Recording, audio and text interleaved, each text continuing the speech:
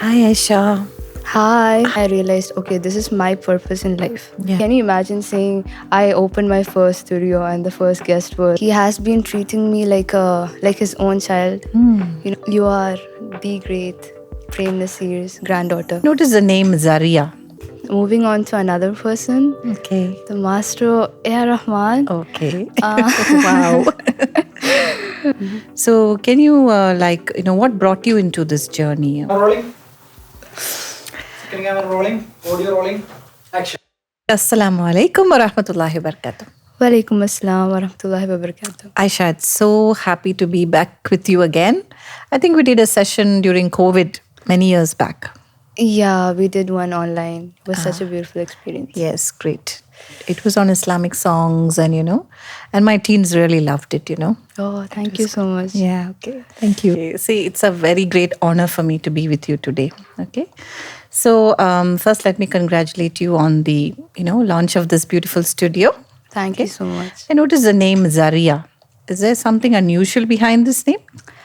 So Zaria, the name translates to a calm, peaceful breeze. Oh, okay. So if anyone who is coming here to sing or film a video, they have to obviously be relaxed Okay. and have that ambience around them. Okay. So as a singer myself, I should always, be less stressed and I should immediately be able to sing instead of being intimidated by the ambience. All right. So, yeah, we believe that this place could give people a comfortable, atmosphere, and we Okay. have really focused on that. Okay. And Zaria also has a special place in my heart because it's one of my favorite songs. Okay, wonderful. Fan from the maestro A.R. Rahman, Okay, mashallah. the Zaria song from Coke Studio. Okay. And if you're talking about the logo, it's kind of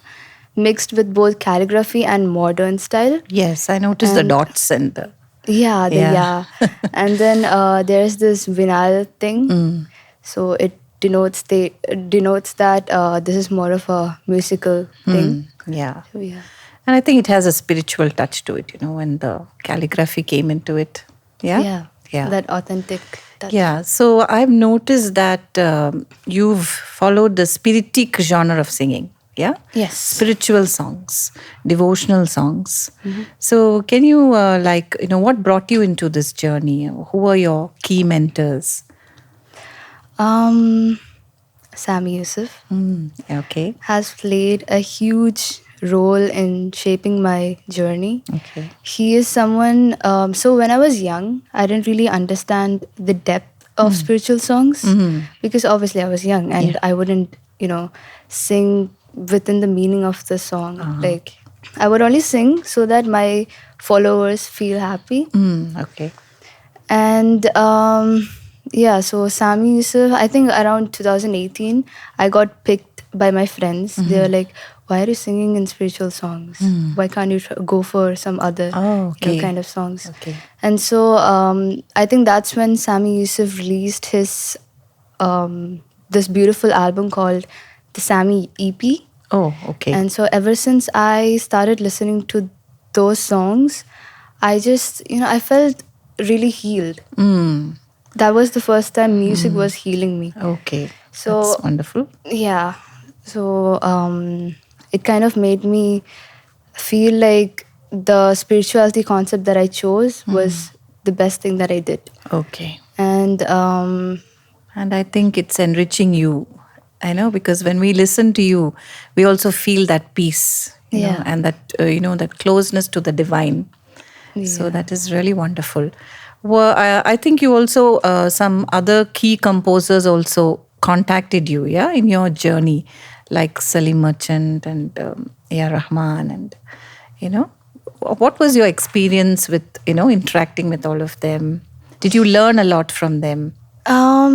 Before that, I would also like to continue with Sami Yusuf because around 2018, I was signed under his company. Oh, okay. And so ever since then, he has been treating me like his own child. He would give me advices and tips on how to shape my journey, and he would he would keep reassuring me that the journey that I've chose was the best thing that I did. Yes. And yeah, I'm just really grateful. And something that he would always tell me would be, Aisha, you're not singing, you're healing. Ah, yes. Yeah, so all these reassurance would, make me feel really happy. Okay, and motivated you to go, deeper Yeah. into it. Yeah. Yeah. And if we would like to talk about Salim Merchant sir, so he contacted me through Instagram saying if I would like to collaborate with him. I mean, obviously, I would say yes. Before everything, I would like to say is that these, key composers, they came to my life whenever I was stuck. Okay. Whenever I'm like in this dilemma where I'm questioning myself. Okay. What I do is I ask Allah subhanahu wa ta'ala, just give me a sign. And Allah subhanahu wa ta'ala surprises me with these big people. Okay. As a verification that what I'm doing is right. Mashallah. Yeah, so back to Salim Merchant, sir. He called me to do one of this beautiful song called Salam, which we did in Mumbai. Yeah. And so at first I was really intimidated because it's Salim Merchant, someone I've seen through Indian Idol and all those stuff.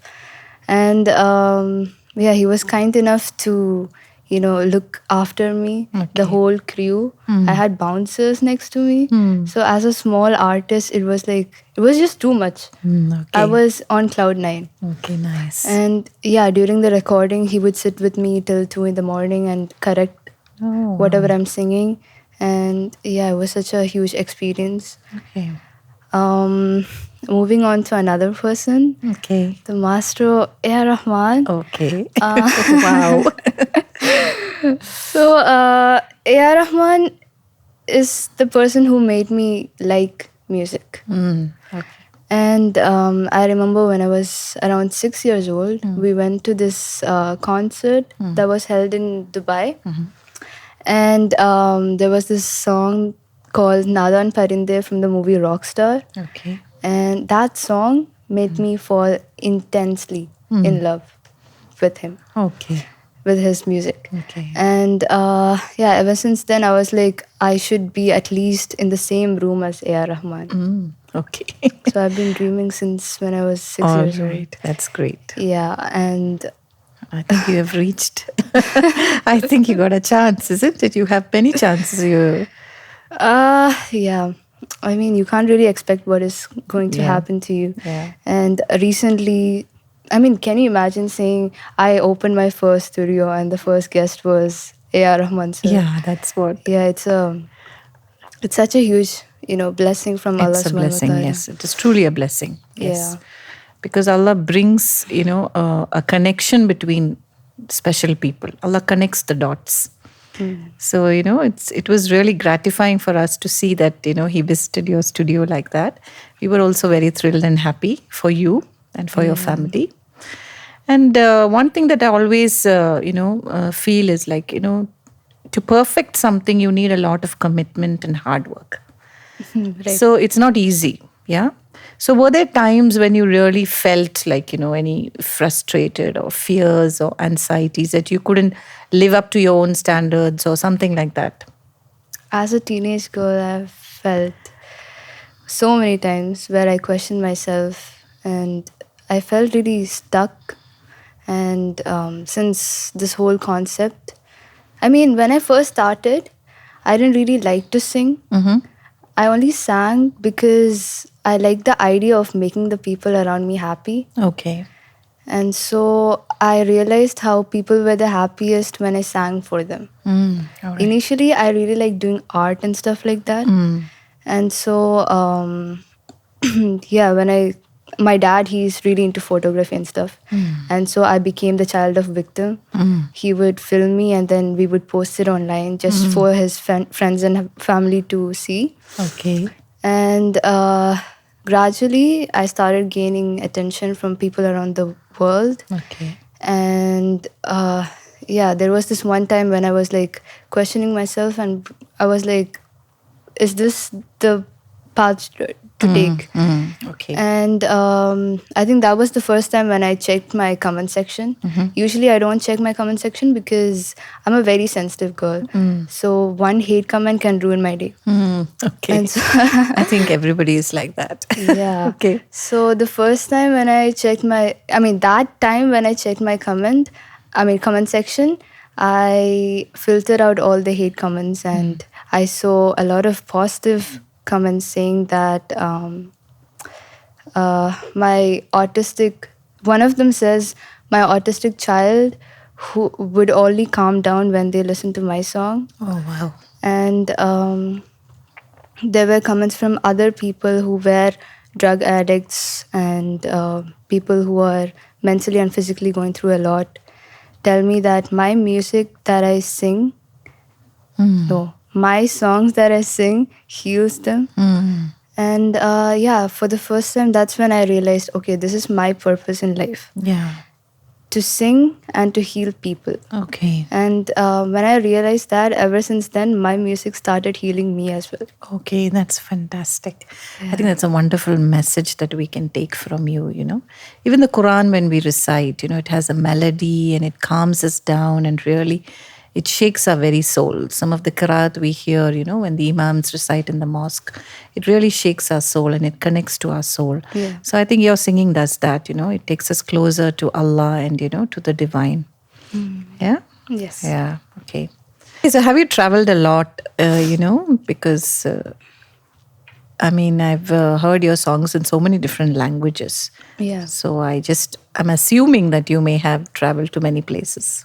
Yeah, I've traveled to some places for my music, reasons for shooting and Okay. recording and stuff. And I remember going to Wayanad for one of my favorite songs called Sukoon. Yeah.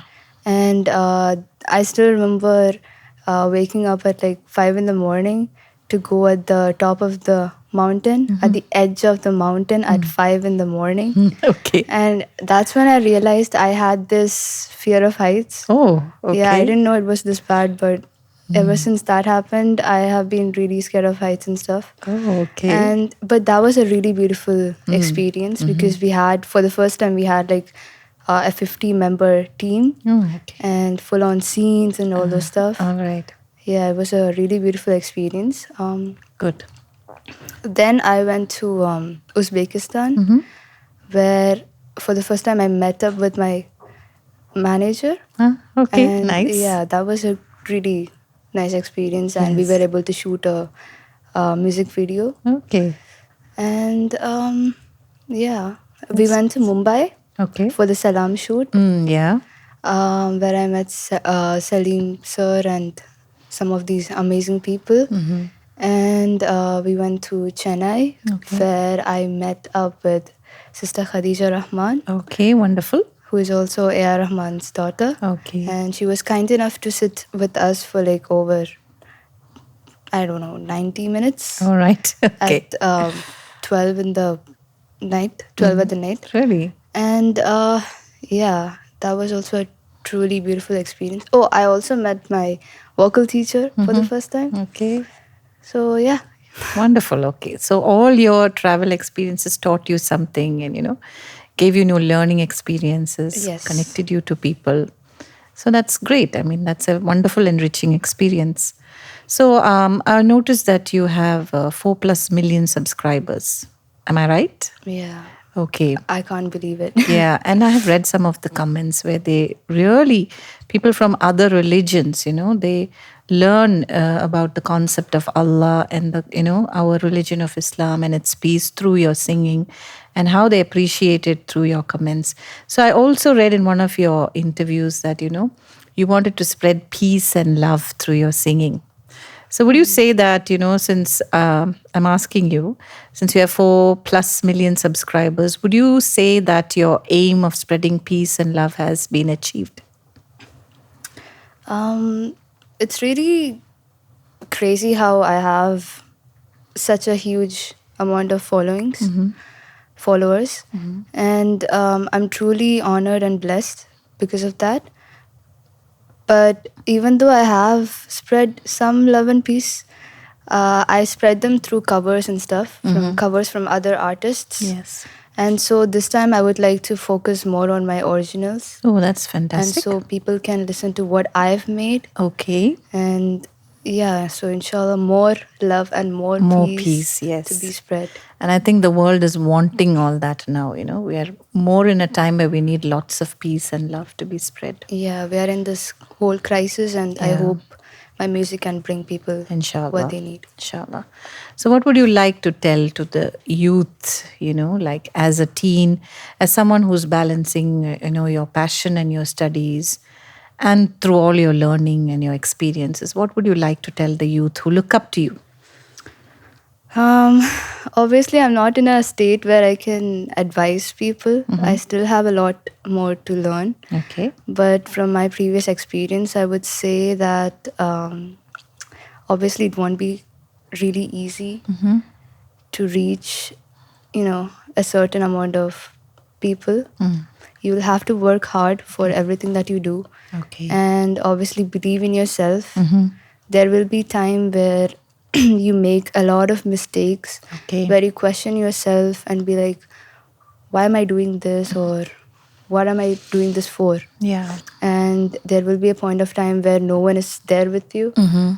Alhamdulillah, I was not there in that point, but I had amazing parents. So Yeah. I have amazing parents. Yes. So Yes. And may Allah bless you, more in Yeah. that aspect. Yeah. yeah, so keep doing what you love to do. Put your happiness first and put your trust in Allah subhanahu wa ta'ala. Good. Okay. So, where do you see yourself, 5 years from now then? 5 years from now, I feel like time is going really fast. Fast, So yes. 5 years will definitely go in about 2 months. So I would say I would want to do tour and stuff. Meet everyone that listens to my music. Good. People around the world. Okay. And keep producing more and more originals. Okay. And yeah, inshallah. Inshallah. All right. So may Allah bless you in your journey and take you further and deeper into your spiritual singing. And may you Inshallah. spread, love and mercy across the world. Okay? Inshallah. So I have a question. Yes. I have a question to you. So as I think you must have noticed how introverted I am, right? Okay. Okay. Okay. Talking is something that I find really difficult Okay. because when someone comes over to meet me, they have this picture in mind, a picture that they found from social media platforms. So they expect me to talk a lot. And I'm someone who can only constantly speak for 5 minutes maximum. Okay. And then I look at my dad Okay. to carry on the conversation. Okay. So, how are you? So, as a well-spoken person, how do you inspire people through your words Through my words. and connect with people? Okay. See, first and foremost, I think you are an introvert or whatever you like to label yourself because you're so deeply into singing, Yeah. So it sort of balances with that. So I don't think you should be too much worried about that aspect. But if you're asking me, like, what are the tips to start up a conversation with someone? Well, actually, it's very easy. First thing is you just say hi and, you greet them. Okay. You say, hi, how are you? And then they give you a reply for that. Then you can just, oh, you look great today, and then you can start off the conversation like that. It's very easy to break the ice with, someone you don't know. Actually, in our days, we didn't have social media.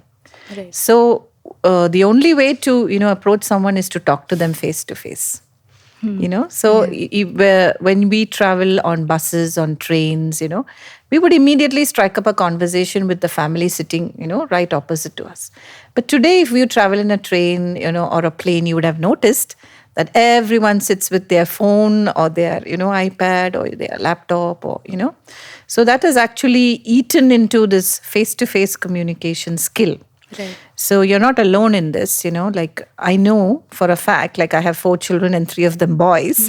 And it's very difficult for me to get them to look at my face, sometimes when I'm trying to talk to them. So anyway, the basic thing is greetings, I think every culture has got a certain form of greeting, and that greeting helps you to break the ice. Yeah. So you say, hi, how are you? How's your day? What did you do today? What did you eat? How did you travel, by bus or by car? These are simple questions. It just helps you to open up a conversation with somebody. I mean, you don't have to, like, the first sentence need not be like, asking them about their deeper aspects of life. That's not necessary. So the first thing to do is always go for the small things, the mundane daily things. You can just ask them, and that will help you, to start a conversation. Yeah. Okay. I hope that helped. I will try. Yeah, inshallah. How do you balance your passion for singing with your studies as a student? And can you tell us what you're doing as a student? I mean, if you have that passion and that love for what you're doing, obviously everything just Falls instantly, into place. yeah, Yeah. balances out.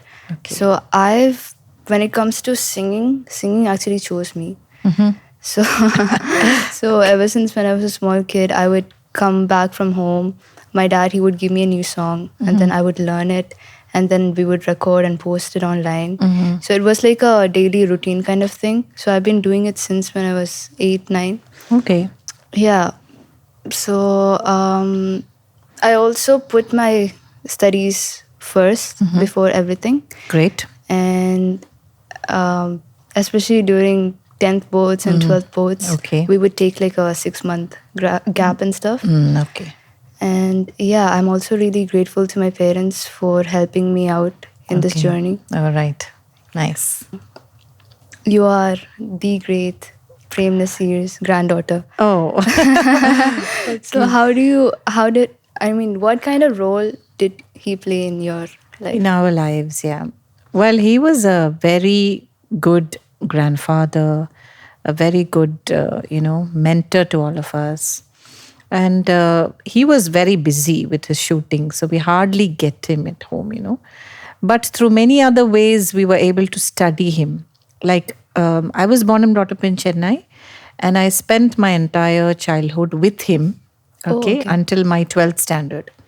So in between, for 3 years or so, I was in Ooty, in the boarding school. Apart from that, I was totally with my granddad. So I could sort of observe him in many things. Like, he was very systematic. So there are many things that I sort of, learned from him and, absorbed it into my routine. So he would get up early, and then he would, take 7 rounds around the house. okay. And I would also be there with him. I would be on my cycle and he would be taking the rounds, and reading. He used to read a lot. And also he used to speak very well. His speeches were very good. Even extempore, he used to speak very well.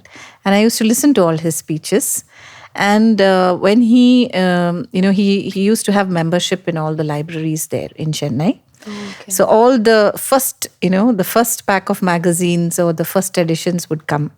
He would bring it home, and I would be the first one to go and, get that, because I loved reading. So I used to read National Geographic magazines right at that time when I was in school. Then there were encyclopedias on, wildlife, on actors, actresses. Everything I used to read. Whatever I could lay my hands on, I used to read. So that's another thing. And he used to be very particular about the amount of food he ate. He would only eat what is required. And, so a lot of discipline and a lot of systematic lifestyle that I learned it from him, because I was there with him. And the way he used to deal with people, how he used to talk to people, how he always used to take care of his crew, the people on his set. And he used to be like one among them, If there's no food, he would also sit there like that. And if there's no other chair, he would sit on the floor. That's how he was, yeah. Wow. So at home also, he was everyone respected him at home a lot.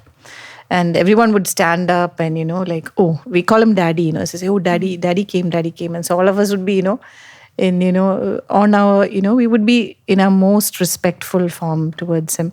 But we used to play with him, sleep with him in the afternoon, jump over him, roll over him.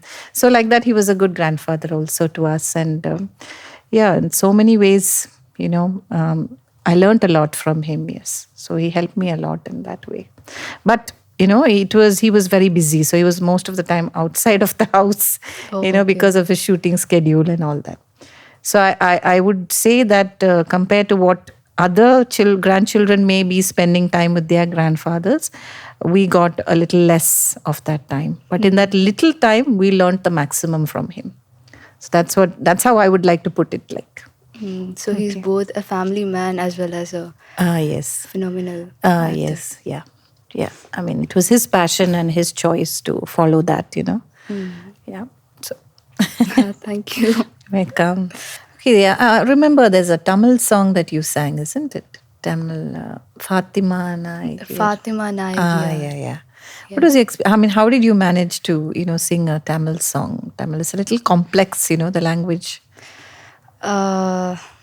Tamil is not really that complex for me. For you, yeah. Because my dad, he listens to Tamil songs okay. all the time All because he right. studied in Chennai. Okay, that's great. And for me, actually, Malayalam is a bit hard.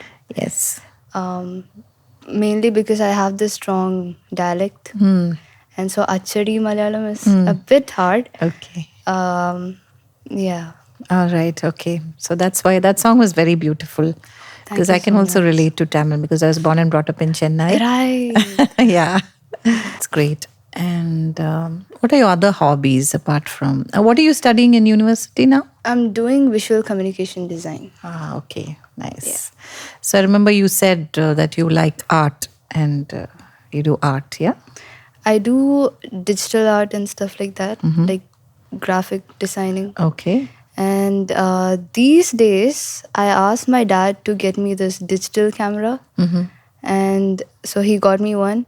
And ever since then, I would film all the things that are happening around me. Nice. So then when I'm at a certain age, I can look back and be like, oh, I did that. All right. That's great. Okay. So you have a very nice hobby which complements your passion for singing also. Yes. So you can connect all these hobbies together. Yes. All right. This was a wonderful evening here with you. I'm so happy I could connect heart to heart with you. Thank you so much. It's such a blessing to have a chat with you. Thank you so much. Yeah, thank you so much for coming. Inshallah, we'll meet again. Okay? Inshallah. Inshallah.